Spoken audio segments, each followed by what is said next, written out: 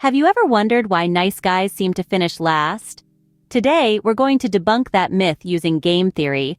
This fascinating mathematical framework, brought to mainstream attention by the movie A Beautiful Mind, is all about strategic interactions between rational decision-makers.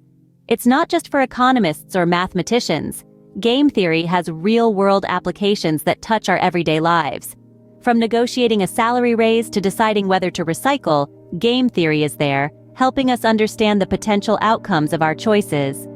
It turns out that in many situations, being the nice guy, choosing cooperation over competition, fairness over greed, can lead to winning results. So, if you've ever felt that being good puts you at a disadvantage, stick around. Turns out, nice guys might not finish last after all. Imagine you and a friend are arrested for a crime you didn't commit. Now, let's delve into the world of the prisoner's dilemma, a classic scenario in game theory. Here's the situation. You and your friend are separated and given a choice: stay silent or betray the other. If you both stay silent, you get a minimal sentence. If one betrays the other, the betrayer goes free, while the other gets a heavy sentence. If both betray, both receive a moderate sentence. The dilemma reveals a fascinating truth. While betrayal might seem like the best individual strategy, cooperation actually yields a more favorable outcome for both parties. Think about real-world examples, like climate change. If all countries cooperate and reduce emissions, we collectively benefit. However, if one country decides to prioritize their own short-term gains, it could harm all of us. In the long run, cooperation proves to be a winning strategy. Are you enjoying the content so far? We're about to delve even deeper into the fascinating world of game theory. But before we do, we have a small request. If you're finding this video insightful, why not subscribe to our channel? We regularly upload content like this, and subscribing is the best way to ensure you don't miss out. If you're finding this video informative, give us a thumbs up. It helps us know you're enjoying the content. And finally, if you have a friend who might be interested in game theory, consider sharing this video with them. We believe that knowledge is more valuable when it's shared.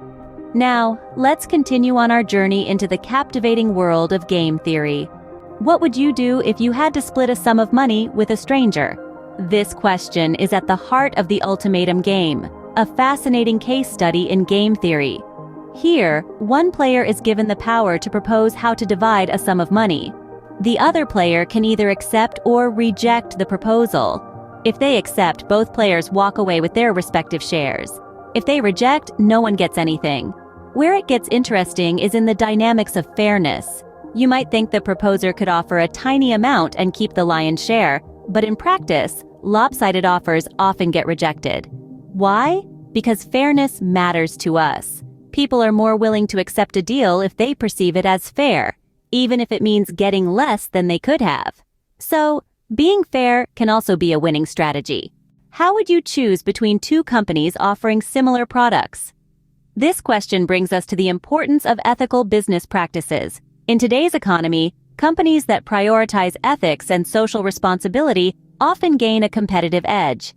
This is because customers tend to support businesses that contribute positively to society. Let's consider a real-world example.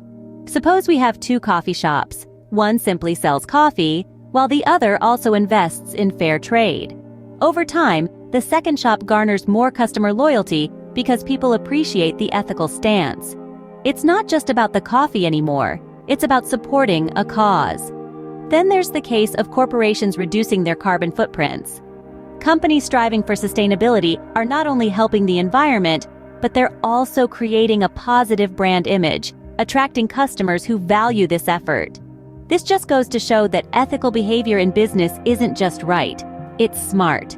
Once again, being good proves to be beneficial. So, do nice guys finish first? That's what we've been exploring, and it seems that game theory suggests they do. Let's recap.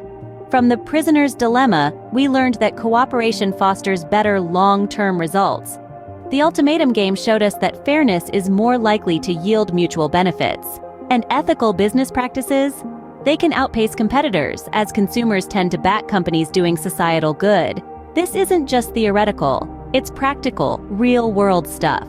It's about making choices that benefit not just ourselves, but those around us.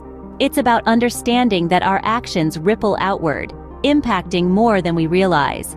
It's about choosing to be kind, fair, and cooperative, knowing that these choices can lead to success. So next time you're faced with a decision, remember, your choices help shape the world. Choose to be good, because in the end, nice guys do finish first. And that's a game we all can win. Remember, your choices help shape the world. Choose to be good.